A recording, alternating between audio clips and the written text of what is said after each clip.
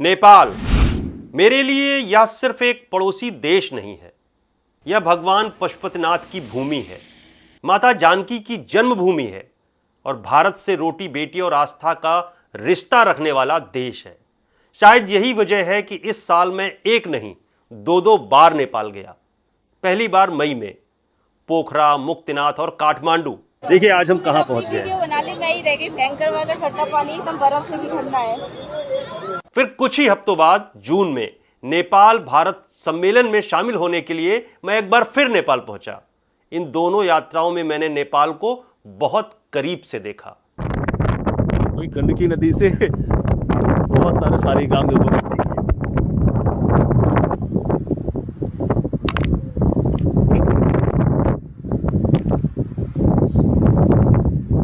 तो बाकी सब लोग भी ढूंढ रहे हैं।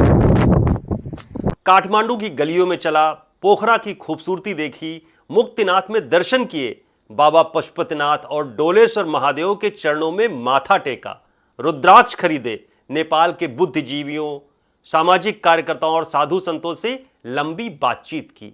ऊपर से सब कुछ सामान्य लग रहा था। मंदिरों में भीड़ थी, बाजार गुलजार थे, लोग अपने रोजमर्रा के काम में व्यस्त थे। लेकिन बातचीत में एक बात बार बार सामने आ रही थी, नेपाल बदल रहा है। कोई नेपाल की पहचान पर बात कर रहा था, कोई राजनीति की, कोई डेमोग्राफी की, कोई भविष्य की चिंता जता रहा था। उस समय मुझे लगा कि हर देश में ऐसी चर्चाएं होती रहती हैं, मैंने भी ज्यादा ध्यान नहीं दिया। लेकिन आज जब उन्हीं सड़कों से आग, हिंसा, कर्फ्यू और मौतों की तस्वीरें सामने आ रही तो मुझे वही बातचीत बार बार याद आती है।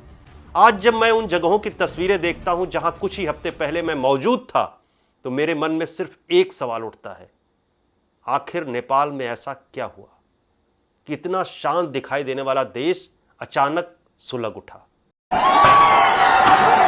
क्या यह सिर्फ एक छोटी सी स्थानीय घटना थी या इसके पीछे कई सालों से जमा हो रहा गुस्सा था? क्या यह सिर्फ कानून व्यवस्था का मामला है या इसके पीछे इतिहास, राजनीति, धर्म, डेमोग्राफी और राष्ट्रीय पहचान की एक लंबी कहानी छिपी है? इन सवालों का जवाब खोजने के लिए मैंने पिछले कई दिनों तक नेपाल की घटनाओं की पूरी टाइमलाइन देखी, सरकारी बयान पढ़े, स्थानीय लोगों के दावे सुने, उपलब्ध रिपोर्टों का अध्ययन किया और अपने नेपाल प्रवास के अनुभवों को भी इस पूरी कहानी से जोड़ने की कोशिश की। यह वीडियो किसी एक पक्ष की कहानी नहीं है, यह उस नेपाल को समझने की कोशिश है जिसे मैंने कुछ ही हफ्ते पहले अपनी आंखों से देखा था और आज जो दुनिया की सुर्खियों में है। इस पूरी कहानी को हम 6 अध्यायों में समझेंगे। सबसे पहले जानेंगे आखिर शुरुआत कहां से हुई, फिर समझेंगे कैसे एक छोटा सा स्थानीय विवाद पूरे नेपाल में चर्चा का विषय बन गया, नेपाल का इतिहास क्या कहता है, हिंदू राष्ट्र की मांग अचानक इतनी तेज क्यों हो गई, डेमोग्राफी को लेकर बहस क्यों छिड़ी, मोहम्मद उमर खान जैसे नाम इस पूरी कहानी में कैसे चर्चा का केंद्र बन गए, और सबसे आखिर में क्या नेपाल में जो हो रहा है उसका असर भारत पर भी पड़ सकता है। तो आइए बिना किसी शोर शराबे के, बिना किसी पूर्वाग्रह के, सिर्फ तथ्यों, घटनाओं और जमीनी अनुभवों के आधार पर समझने की कोशिश करते हैं आखिर नेपाल क्यों जल रहा है। चैप्टर 1, आखिर शुरुआत कहां से हुई। हर बड़ी घटना अचानक नहीं होती, उससे पहले कई छोटी छोटी घटनाएं होती हैं। उस समय वे मामूली लगती हैं, लेकिन बाद में पता चलता है कि असली चिंगारी तो वहीं लगी थी। नेपाल में भी कुछ ऐसा ही हुआ। पूरी कहानी शुरू होती है कुछ हफ्ते पहले संसूरी जिले के देवागंज ग्रामीण नगर पालिका के कप्तानगंज इलाके से। मुहर्रम के मौके पर कप्तानगंज के साप्ताहिक बाजार में एक गड्ढा खोदकर धार्मिक झंडा लगाया गया। त्योहार खत्म होने के बाद स्थानीय लोगों ने परंपरा के अनुसार उस झंडे और गड्ढे को बंद करने की बात की, लेकिन स्थानीय लोगों के मुताबिक इस बात पर सहमति नहीं बन सकी। धीरे धीरे बात बढ़ने लगी। लोगों ने इसे सिर्फ एक गड्ढे का विवाद नहीं बल्कि अपनी अपनी आस्था का सवाल मानना शुरू कर दिया। इसी बीच बारिश शुरू हो गई, गड्ढे में पानी भरने लगा। स्थानीय लोगों का कहना था कि बाजार में बना यह गड्ढा वहां खेलने वाले बच्चों के लिए जानलेवा बन सकता है। तनाव लगातार बढ़ता गया। करीब 10 दिन पहले स्थानीय प्रशासन और दोनों पक्षों की मौजूदगी में आपसी सहमति से गड्ढा भर दिया गया। देखने वालों को लगा कि अब मामला खत्म हो गया, लेकिन असल में मामला खत्म नहीं हुआ था, वह सिर्फ दब गया था। कुछ ही दिनों बाद वही दबा हुआ गुस्सा सड़कों पर फूट पड़ा। स्थानीय लोगों और प्रत्यक्षदर्शियों का दावा है कि 26 जुलाई की रात जब भोले के भक्त कांवड़ यात्रा की तैयारियों में जुटे थे, तभी मदरसे के पास से भीड़ आती है और डीजे की आवाज को लेकर विवाद शुरू करती है और कुछ ही क्षणों में विवाद पथराव में बदल जाता है। देखते ही देखते लाठी डंडे चलने लगे, भगदड़ मच गई, लोग अपनी जान बचाकर भागने लगे। नेपाल पुलिस मौके पर पहुंची और हालात संभालने की कोशिश भी की, लेकिन यहीं से कहानी ने सबसे खतरनाक मोड़ लिया। कई प्रत्यक्षदर्शियों का दावा है कि हिंसा के दौरान करीब 10 मिनट तक पूरे इलाके की बिजली बंद हो गई। हालांकि बिजली क्यों गई इसकी आधिकारिक पुष्टि अभी तक नहीं हुई है, लेकिन जब रोशनी वापस आई तो नजारा पूरी तरह बदल चुका था। सड़क पर घायल लोग पड़े थे, चारों तरफ चीख पुकार थी और जमीन खून से लाल हो चुकी थी। इसी हिंसा में जयप्रकाश नाम के एक युवक की मौत हो गई। लेकिन सबसे बड़ा सवाल आज भी वही है, जयप्रकाश को लगी गोली आखिर चली कहां से? क्या वह पुलिस की सरकारी राइफल से चली या किसी उपद्रवी के हथियार से? कुछ लोगों का यह भी आरोप है कि पहले के जंजी आंदोलन के दौरान लूटे गए हथियार भी उपद्रवियों के पास थे और गोली उसी हथियार से चली। हालांकि इन दावों की अभी आधिकारिक पुष्टि नहीं हुई है। अब सबकी नजर फोरेंसिक जांच पर है, क्योंकि वही शायद इस सवाल का सही जवाब दे सकेगी। लेकिन कहानी यहीं खत्म नहीं हुई। सुनसरी जिले में भड़की हिंसा के विरोध में प्रदर्शन कर रही भीड़ ने 30 जुलाई 2026 को सिराहा के गोल बाजार और लाहान क्षेत्रों को निशाना बनाया, जिसके बाद हालात तेजी से बिगड़ गए। हिंसा की आग सिराहा से निकलकर धनुषा, सरलाही, जनकपुर और आसपास के इलाकों तक फैलने लगी। सोशल मीडिया जलती दुकानों, भागते लोगों, घायल नागरिकों और कर्फ्यू की तस्वीरों से भर गया। शुरुआत में मृतकों की संख्या कम बताई गई, लेकिन बाद में स्थानीय श्रद्धांजलि सभाओं और कई रिपोर्टों में 4 लोगों की मौत की बात सामने आने लगी। कई अन्य लोग गंभीर रूप से घायल हुए। हालात इतने बिगड़ गए कि प्रशासन को कई संवेदनशील इलाकों में अनिश्चितकालीन कर्फ्यू लगाना पड़ा। नेपाल पुलिस, सशस्त्र पुलिस बल और अतिरिक्त सुरक्षा बल सड़कों पर उतर आए। लेकिन अब यह सिर्फ कानून व्यवस्था का मामला नहीं था, यह नेपाल की पहचान, नेपाल की संस्कृति और नेपाल के भविष्य की बहस बन चुका था। मसाल जुलूस निकले, नेपाल बंद का आह्वान हुआ और पहली बार हजारों लोगों की भीड़ एक ही नारा लगाने लगी, नेपाल फिर से हिंदू राष्ट्र बनाओ।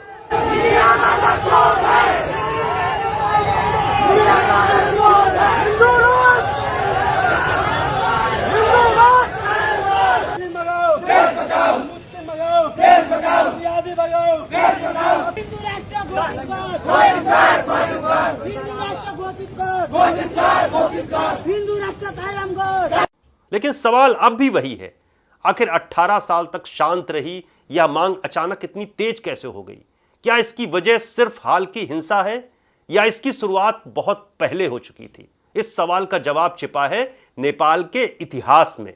तो अगला अध्याय, चैप्टर 2, नेपाल का इतिहास, जहां से आज संकट की शुरुआत समझ में आती है। आज जो कुछ नेपाल की सड़कों पर दिखाई दे रहा है, उसे समझने के लिए हमें लगभग 2 दशक पीछे जाना होगा, क्योंकि बिना इतिहास समझे वर्तमान को समझना बहुत मुश्किल है। नेपाल सिर्फ हिमालय की गोद में बसा एक खूबसूरत देश नहीं है, सदियों तक यह दुनिया का इकलौता आधिकारिक हिंदू राष्ट्र रहा है। यहां राजा को सिर्फ एक शासक नहीं बल्कि भगवान विष्णु का प्रतिनिधि माना जाता था। पशुपतिनाथ, जनकपुर, मुक्तिनाथ और लुम्बिनी जैसे धार्मिक और ऐतिहासिक धरोहरों ने नेपाल की पहचान पूरी दुनिया में बनाई। लेकिन 21वीं सदी की शुरुआत में नेपाल की राजनीति तेजी से बदलने लगी। साल 1996 में नेपाल में माओवादी विद्रोह शुरू हुआ। यह संघर्ष करीब 10 साल तक चला। इस दौरान हजारों लोगों की जान गई। पूरा देश राजनीतिक अस्थिरता और हिंसा के दौर से गुजरा। आम लोगों की जिंदगी बुरी तरह प्रभावित हुई। फिर आया साल 2001, नेपाल के इतिहास का शायद सबसे दर्दनाक दिन, राजमहल हत्याकांड। इस घटना में तत्कालीन राजा वीरेंद्र, महारानी ऐश्वर्या और शाही परिवार के कई सदस्य मारे गए। इस घटना को लेकर आज भी तरह तरह के सवाल उठते हैं। कई लोगों के अपने अपने मत हैं, लेकिन आज तक इसकी चर्चा नेपाल के सबसे रहस्यमय अध्यायों में होती है। यह एक अलग कहानी, इसके बारे में कभी मैं एक अलग वीडियो बनाऊंगा। इसके बाद घटनाएं तेजी से बदलने लगी। साल 2006 में जन आंदोलन हुआ, राजशाही की शक्तियां लगातार कम होती गईं और फिर साल 2008 में करीब 240 साल पुरानी राजशाही खत्म हो गई। नेपाल ने खुद को एक धर्मनिरपेक्ष लोकतांत्रिक गणराज्य घोषित कर दिया। यहीं से नेपाल की पहचान को लेकर एक नई बहस शुरू हुई। एक वर्ग ने इसे लोकतंत्र की सबसे बड़ी जीत बताया। उनका कहना था कि अब नेपाल एक आधुनिक और समावेशी राष्ट्र की ओर बढ़ रहा है। लेकिन दूसरी ओर समाज का एक बड़ा वर्ग ऐसा भी था जिसे लगा कि नेपाल अपनी सदियों पुरानी सांस्कृतिक पहचान से दूर जा रहा है। उनके लिए यह सिर्फ राजनीतिक बदलाव नहीं था, बल्कि देश की आत्मा से जुड़ा सवाल था। यही वजह है कि हिंदू राष्ट्र की मांग कभी पूरी तरह खत्म नहीं हुई। समय समय पर यह मांग उठती रही, कभी छोटी सभाओं में, कभी धार्मिक संगठनों के मंच से, तो कभी राजशाही समर्थकों की रैलियों में। लेकिन इस बार कुछ अलग हुआ। इस बार यह मांग सिर्फ मंचों तक सीमित नहीं रही, यह सीधे सड़कों पर उतर आई। आज जनकपुर, सिराहा, सर्लाही, धनुषा और नेपाल के कई शहरों में हजारों लोग एक ही नारा लगा रहे हैं,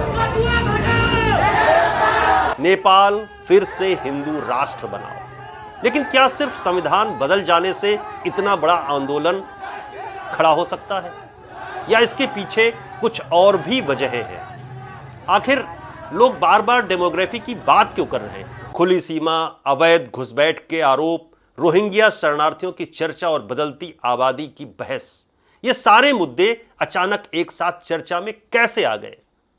यहीं से शुरू होता है इस पूरी कहानी का सबसे विवादित और शायद सबसे महत्वपूर्ण अध्याय। अब तीसरे अध्याय में बात करेंगे डेमोग्राफी की। आखिर बहस किस बात की है? अब जरा उस शब्द को समझते हैं जो आज नेपाल की लगभग हर बहस के बीच है, डेमोग्राफी। यानी किसी देश की आबादी कैसी है, कहां रहती है, समय के साथ उसमें क्या बदलाव आ रहा है और उसका समाज और राजनीति पर क्या असर पड़ सकता है। नेपाल और भारत के बीच करीब 1850 किलोमीटर लंबी खुली सीमा है। दशकों से दोनों देशों के नागरिक बिना वीजा और पासपोर्ट के एक दूसरे के देश आते जाते रहे। यही रिश्ता दोनों देशों की सबसे बड़ी ताकत भी है और सुरक्षा एजेंसियों के लिए सबसे बड़ी चुनौती भी। पिछले कुछ वर्षों में नेपाल के तराई इलाकों, भारत से सटी सीमा और बड़े शहरों को लेकर कई तरह की चर्चाएं तेज हुई हैं। कुछ संगठन और स्थानीय लोग दावा करते हैं कि नेपाल की डेमोग्राफी बदल रही है। वहीं दूसरी ओर सरकार का कहना है कि किसी भी कार्रवाई का आधार सिर्फ कानून और जांच होगी। इसी बीच सोशल मीडिया पर कई वीडियो वायरल होने लगे। बहस अब सिर्फ नेपाल तक सीमित नहीं रही थी, भारत में भी इस पर चर्चा शुरू हो गई। तो चीन तुम्हें निगलिए लेगा और इधर से भारत निकल जाएगा तुमको, नहीं तो बंद करो ये दंगा फसाद नेपाल में, बंद करो, नहीं तो फिर हम लोग भी इधर से काम शुरू कर देंगे तुम लोगों का, समझ गए? खास तौर से मुसलमानों को टारगेट कर रहे हैं। ये मेरे बिहार कितना भी नहीं है, तेरा नेपाल निकलने में कोई समय नहीं लगेगा, याद रखो। यह सिर्फ एक बयान नहीं था, इससे साफ दिख रहा था कि नेपाल में चल रही बहस अब सीमाओं के पार भी पहुंच चुकी है। लेकिन नेपाल के अंदर एक और आवाज लगातार सुनाई देने लगी। भाई नेपाल के मुस्लिम लोगों ने दिल जीत लिया। क्यों? नेपाल में ना 29 मिलियन लोग रहते हैं, जिसमें लगभग 1 मिलियन से ज्यादा यानी 11 लाख 12 लाख मुस्लिम रहते हैं। और मस्जिद पता कितनी है? 2500 मस्जिद, यानी 400 लोगों पर एक मस्जिद, जो अपने आप में एक बहुत बड़ा नंबर है। सोचो, मतलब इतना छोटा सा देश और 2500 मस्जिद। कितनी? 2500 मस्जिद भाई। यह दावा भारत के एक ट्रैवल ब्लॉग बनाने वाले अरबाज खान ने किया है। इसके बाद यह वीडियो सोशल मीडिया पर तेजी से फैलने लगा। फिर कई मंचों से यह सवाल उठाया जाने लगा, अगर नेपाल की कुल आबादी करीब 3 करोड़ है तो क्या वाकई देश में लगभग 2500 मस्जिदें हैं? मतलब हर 400 मुस्लिम पर एक मस्जिद। क्या आबादी में बदलाव उतनी तेजी से हो रहा है जितना दावा किया जा रहा है? और अगर यह हो रहा है तो उसकी वजह क्या है? यहीं से डेमोग्राफी की बहस नेपाल की सबसे बड़ी राजनीतिक बहस बन गई। एक पक्ष कह रहा था देश की पहचान बचानी होगी, दूसरा पक्ष कह रहा था हर नागरिक बराबर है और बिना सबूत किसी समुदाय पर आरोप लगाना ठीक नहीं। इसी दौरान रोहिंग्या शरणार्थियों, खुली सीमा, विदेशी फंडिंग और अवैध घुसपैठ जैसे मुद्दे भी बार बार उठने लगे। सोशल मीडिया पर हर दिन नए वीडियो आ रहे थे, नए आरोप लग रहे थे, नए जवाब दिए जा रहे थे और इसी बहस के बीच एक नाम बार बार सामने आने लगा, मोहम्मद उमर खान। एक ऐसा नाम जिसके समर्थक भी लाखों में हैं और विरोध करने वाले भी। आखिर कौन है उमर खान? क्या वह सिर्फ एक सोशल मीडिया इन्फ्लुएंसर हैं या नेपाल में चल रही इस पूरी बहस के सबसे चर्चित चेहरों में से एक बन चुके हैं? अब कहानी यहीं से एक नया मोड़ लेती है। चैप्टर 4, आखिर कौन है मोहम्मद उमर खान? नेपाल की सड़कों पर अब सिर्फ प्रदर्शन नहीं हो रहे थे, सोशल मीडिया भी दो हिस्सों में बंट चुका था। एक तरफ हिंदू राष्ट्र की मांग करने वाले लोग थे तो दूसरी तरफ इस पूरे आंदोलन को राजनीति और नफरत की राजनीति बताने वाले लोग। लेकिन इन दोनों के बीच एक नाम बार बार सामने आने लगा, मोहम्मद उमर खान। आखिर कौन है मोहम्मद उमर खान? एक नेता, एक धार्मिक चेहरा या सिर्फ एक सोशल मीडिया इन्फ्लुएंसर? करीब 25 साल के उमर खान ने शुरुआत कॉमेडी और रोस्ट वीडियो बनाने से की। धीरे धीरे उनके वीडियो धर्म, राजनीति और सामाजिक मुद्दों की तरफ बढ़ने लगे और उनकी लोकप्रियता नेपाल की सीमाओं से बाहर भी पहुंचने लगी। फॉलोवर की बात की जाए तो मेरे फॉलोवर पाकिस्तान में भी है, हिंदुस्तान में भी है, गल्फ कंट्रीज में भी है, यूरोप में भी है। यह बयान खुद उमर खान का है, यानी उनके मुताबिक उनके दर्शक सिर्फ नेपाल में नहीं बल्कि कई देशों में है। यही वजह है कि उनके वीडियो नेपाल के बाहर भी बड़ी संख्या में देखे जाते हैं। लेकिन जितनी तेजी से उनकी लोकप्रियता बढ़ी उतनी ही तेजी से विवाद भी बढ़ते गए। इसी बीच उन्होंने नेपाल में रोहिंग्या मुसलमानों को लेकर भी कई बयान दिए। मैं वही उमर खान जिसे रोहिंग्या मुसलमानों का हुक्मरान कहा गया। ये हमारे रोहिंग्या मुस्लिम भाई लोग हैं। भारत के प्रधानमंत्री को लेकर दिए गए उनके कुछ बयान सोशल मीडिया पर खूब वायरल हुए। कुछ लोगों ने इसे अभिव्यक्ति की आजादी बताया तो कुछ लोगों ने इसे गैर जिम्मेदाराना और भड़काऊ कहा। यहीं से उमर खान सिर्फ नेपाल ही नहीं भारत में भी चर्चा का विषय बन गए। ए हिंदुस्तान के वजीर आजम मोदी, अपने आप को क्या समझते हो, मर्द? इसके बाद उनके कुछ और वीडियो सामने आए जिनमें विदेशों से सहयोग, धार्मिक परियोजनाओं और फंडिंग की बातें की गई। ये एक मदरसा बना रहे हैं नेपाल में। जब मैं पिछले साल आया था कतर तो उस वक्त भी आप लोगों ने बहुत ज़्यादा साथ दिया था, तो हम लोगों ने ज़मीनें वगैरह ली है। अब वहाँ पे कंस्ट्रक्शन का काम शुरू है। वैसे तो ये 2.5-3 करोड़ का प्रोजेक्ट। इन वीडियो के बाद सोशल मीडिया पर कई सवाल उठे। हालांकि इन दावों और आरोपों की सच्चाई का फैसला जांच एजेंसियां और संबंधित संस्थाएं ही कर सकती हैं, लेकिन इतना तय था कि उमर खान अब सिर्फ एक कंटेंट क्रिएटर नहीं थे, वे नेपाल की सबसे बड़ी बहस का हिस्सा बन चुके थे। मैले पाकिस्तान जिंदाबाद भनेको, मैले बंगलादेश जिंदाबाद पनि भनेको हो, मैले रोहिंग्या मुस्लिम पनि जिंदाबाद भनेको हो र उनीहरूलाई राहत वितरण पनि गरेको। म 5 वर्षदेखि कुरिरहेको छु, किन पुलिस प्रशासन मलाई पक्राउ गर्न आएको छैन? इन बयानों के बाद सोशल मीडिया पर बहस और तेज हो गई। एक तरफ उनके समर्थक थे, दूसरी तरफ विरोध करने वाले लोग। बहस अब सोशल मीडिया की स्क्रीन से निकलकर सड़कों तक पहुंच चुकी थी। नेपाल के कई शहरों में उमर खान के खिलाफ प्रदर्शन होने लगे। कहीं उनकी गिरफ्तारी की मांग उठी तो कहीं उनके समर्थकों में भी आवाजें सुनाई दी। उमर खान के नजायज बोला, क्या बोला कि उमर खान पे बात आएगा तो तू 6 महीने के लिए पूरा नेपाल का चक्का जाम कर देगा। ये तुम्हारा बाप का देश है कि तुम्हारा माँ का देश है? हट हलाला के पैदा। नेपाल में इस वक्त मुसलमानों के बहुत बुरे हालात हैं। नेपाल के कई शहरों में उमर खान के खिलाफ प्रदर्शन होने लगे। कहीं उनकी गिरफ्तारी की मांग उठी तो कहीं उनके समर्थन में भी आवाजें सुनाई दी। प्रदर्शनकारियों का आरोप था कि सरकार कार्रवाई करने से बच रही है। वहीं उमर खान और उनके समर्थकों का कहना था कि उन्हें जानबूझकर निशाना बनाया जा रहा है। अब सवाल सिर्फ उमर खान का नहीं था, सवाल नेपाल की पहचान का था। सवाल यह था कि क्या पूरा आंदोलन सिर्फ एक व्यक्ति की वजह से खड़ा हुआ या उमर खान उस गुस्से का चेहरा बन गए थे जो कई सालों से नेपाल के भीतर पल रहा था। यहीं से कहानी पहुंचती है सबसे बड़े सवाल पर, क्या नेपाल सचमुच फिर से हिंदू राष्ट्र बन सकता है या यह सिर्फ एक भावनात्मक उबाल है जिसका फैसला आखिरकार राजनीति और संविधान करेंगे। आइए अब इसी सवाल का जवाब खोजते हैं। चैप्टर 5, क्या नेपाल फिर से हिंदू राष्ट्र बन सकता है? अब कहानी उस मोड़ पर पहुंच चुकी है जहां सवाल सिर्फ हिंसा का नहीं है, सवाल है नेपाल की पहचान का। आखिर जिस देश ने करीब 240 साल तक खुद को दुनिया का इकलौता हिंदू राष्ट्र कहा, क्या वह फिर उसी रास्ते पर लौट सकता है? इस सवाल का जवाब सिर्फ भावनाओं में नहीं, संविधान में भी छिपा है। साल 2008 में राजशाही खत्म हुई। नेपाल ने खुद को धर्मनिरपेक्ष लोकतांत्रिक गणराज्य घोषित किया। बाद में नया संविधान लागू हुआ, यानी आज नेपाल की पहचान संविधान तय करता है, कोई नारा नहीं। लेकिन हाल की घटनाओं के बाद हिंदू राष्ट्र की मांग पहले से कहीं ज्यादा तेज हो गई। जनकपुर, सिराहा, सरलाही, धनुषा और तराई के कई इलाकों में हजारों लोग सड़कों पर उतर आए। मशाल जुलूस निकले, नेपाल बंद का आह्वान हुआ और एक ही नारा बार बार सुनाई देने लगा, नेपाल फिर से हिंदू राष्ट्र बनाओ। इसी दौरान कई प्रदर्शनकारियों ने अपनी मांगे भी रखी। किसी ने कहा देश भर की मस्जिदों और मदरसों की जांच होनी चाहिए। किसी ने बिना वैध दस्तावेज के रह रहे लोगों की पहचान कर कार्रवाई की मांग की। और कुछ वक्ताओं ने साफ कहा अगर जरूरत पड़े तो संविधान में संशोधन करके नेपाल को फिर से हिंदू राष्ट्र घोषित किया जाए। यदि नेपाल देशमा बस्नु छ भने हिन्दू धर्मभित्र मिलेर बस्नुहोस्, नत्र हो भने तपाईलाई भोलि हामीले गोरुलाई छुट्दाखेरि छुटेर हट्न नपरोस् नि। हामी नेपाली मिलेर रङ्गियाहरूलाई किन हटाउन सकिरहेको छैन सरकारले? के यो मुस्लिमको देश हो? यहाँ के रङ्गिया बस्ने हो, पाकिस्तानी बस्ने हो, नेपाली नबस्ने, हिन्दू बस्ने देश होइन यो?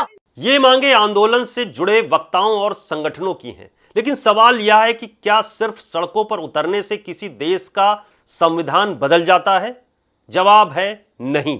नेपाल का संविधान बदलने के लिए संसद में जरूरी समर्थन चाहिए, राजनीतिक दलों की सहमति चाहिए और पूरी संवैधानिक प्रक्रिया से गुजरना पड़ता है। यानी हिंदू राष्ट्र की मांग चाहे जितनी भी मजबूत क्यों न हो, आखिरी फैसला संसद और संविधान के दायरे में ही होगा। लेकिन इतिहास हमें एक बात जरूर सिखाता है, जब किसी देश का एक बड़ा वर्ग यह महसूस करने लगे कि उसकी पहचान बदल रही है, उसकी संस्कृति खतरे में है या उसकी आवाज नहीं सुनी जा रही, तब आंदोलन सिर्फ विरोध नहीं रहता, यह राजनीति का बड़ा मुद्दा बन जाता है। आज नेपाल में भी कुछ ऐसा ही माहौल दिखाई दे रहा है। एक तरफ लोग हिंदू राष्ट्र की मांग कर रहे हैं तो दूसरी तरफ कई लोग यह कह रहे हैं कि नेपाल की ताकत उसकी विविधता, लोकतंत्र और सभी समुदायों के साथ रहने की परंपरा में है। यानी बहस धर्म की नहीं है, बहस नेपाल के भविष्य की है। लेकिन इस पूरी कहानी का असर सिर्फ नेपाल तक सीमित नहीं है, क्योंकि नेपाल में होने वाली हर बड़ी हलचल भारत तक महसूस की जाती है। आखिर क्यों? यही समझेंगे आखिरी अध्याय में। तो अब चलते हैं अपने अंतिम अध्याय की ओर, चैप्टर 6। क्या नेपाल की आग भारत तक पहुंच सकती है? नेपाल और भारत सिर्फ दो पड़ोसी देश नहीं है, दोनों देशों का रिश्ता सदियों पुराना है। रोटी का रिश्ता, बेटी का रिश्ता, संस्कृति का रिश्ता और सबसे बढ़कर आस्था का रिश्ता। दुनिया में शायद ही कोई ऐसी अंतरराष्ट्रीय सीमा होगी जहां दोनों देशों के नागरिक इतनी आसानी से एक दूसरे के यहां आते जाते हों। भारत और नेपाल के बीच करीब 1850 किलोमीटर लंबी खुली सीमा है। न वीजा की जरूरत, न पासपोर्ट की। यही भरोसा दोनों देशों के रिश्ते की सबसे बड़ी ताकत है। लेकिन हर ताकत के साथ एक चुनौती भी आती है। अगर नेपाल में लंबे समय तक तनाव बना रहता है, अगर हिंसा बढ़ती है, अगर राजनीतिक अस्थिरता गहराती है, तो उसका असर सिर्फ नेपाल तक सीमित नहीं रहेगा। उत्तर प्रदेश, बिहार, झारखंड, पश्चिम बंगाल और सिक्किम, इन सभी राज्यों की सीमाएं नेपाल से जुड़ी हुई हैं। हर दिन हजारों लोग इस सीमा को पार करते हैं। व्यापार होता है, तीर्थ यात्राएं होती हैं, परिवार एक दूसरे से मिलते हैं, रोजगार के लिए लोग आते जाते हैं। इसीलिए नेपाल की हर बड़ी हलचल भारत तक महसूस होती है। यही वजह है कि भारत हमेशा चाहता है कि नेपाल शांत रहे, स्थिर रहे और दोनों देशों के बीच भरोसा बना रहे। लेकिन इस पूरी कहानी में सबसे बड़ा सवाल सिर्फ राजनीति का नहीं है। सबसे बड़ा सवाल है, क्या समाज के भीतर भरोसा कम हो रहा है? क्योंकि जब भरोसे की जगह शक ले लेता है, तब नुकसान सिर्फ समुदाय का नहीं होता, पूरे देश का होता है। जब मैं मई में पोखरा, मुक्तिनाथ और काठमांडू गया और फिर जून में नेपाल भारत सम्मेलन के दोबारा नेपाल पहुंचा, तब मैंने एक शांत, आध्यात्मिक और मुस्कुराता हुआ नेपाल देखा। मंदिरों में श्रद्धालु थे, बाजारों में रौनक थी, पहाड़ों में वही सुकून था जिसके लिए पूरी दुनिया नेपाल को जानती है। लेकिन उसी यात्रा के दौरान कुछ ऐसे अनुभव भी हुए जिन्होंने मुझे सोचने पर मजबूर कर दिया कि कुछ तो हो रहा है। आप ध्यान दें तो हिंदू धर्म स्थलों पर हिंदू कम हो गए हैं। रेस्टोरेंट, होटल आदि गैर हिंदू चला रहे हैं।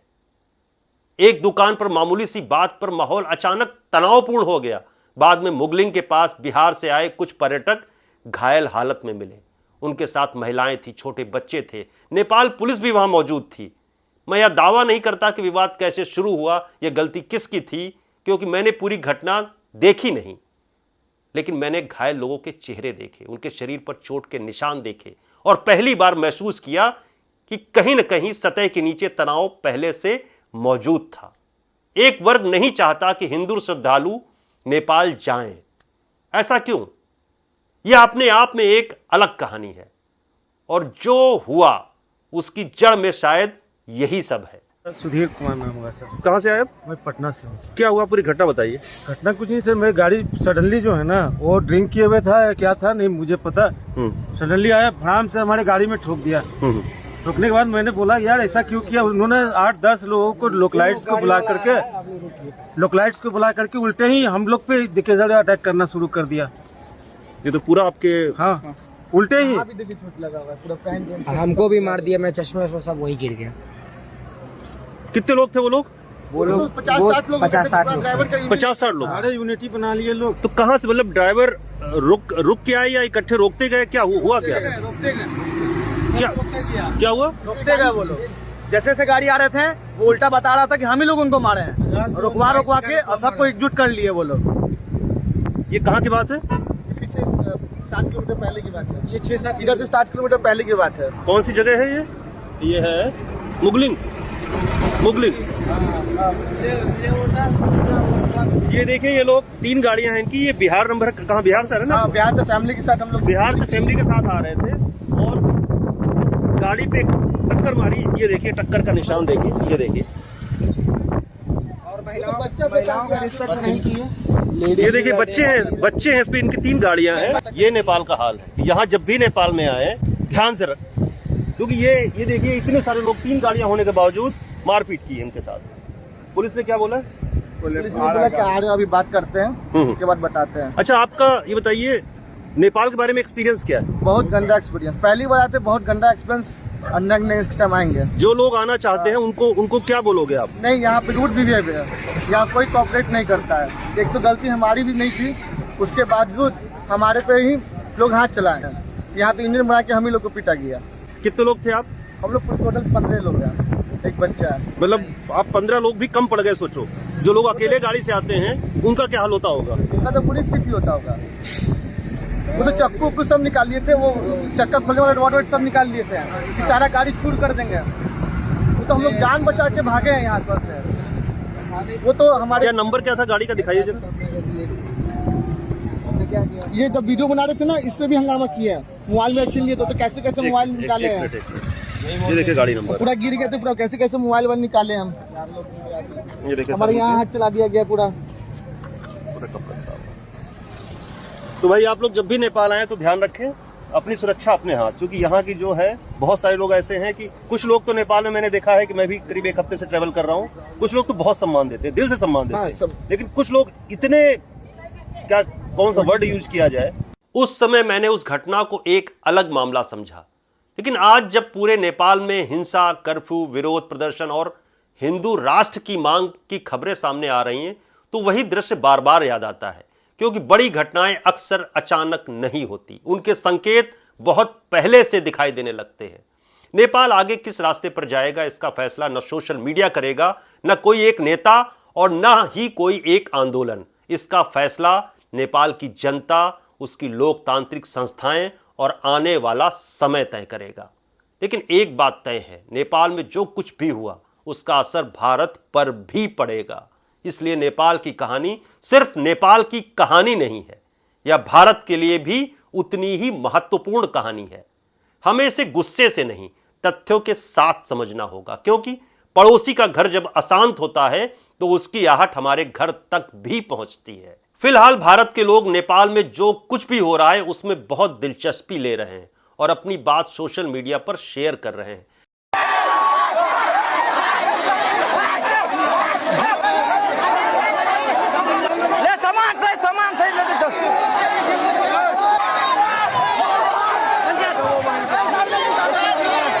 खैर, सोशल मीडिया पर वीडियो वायरल है कि भारी मात्रा में मुस्लिम नेपाल से भूटान जा रहे हैं। अब ये कितने दावे सही हैं या मैं नहीं कह सकता। अगर आपने यह वीडियो यहां तक देखा है तो अपनी राय जरूर लिखिए, लेकिन कोशिश करिए कि आपकी राय तथ्यों पर हो, ना कि अफवाहों पर। मैं हूं शैलेंद्र पांडे, फिर मिलेंगे एक और ऐसी कहानी के साथ जिसके पीछे की सच्चाई जानना जरूरी है। नमस्कार, हर हर महादेव।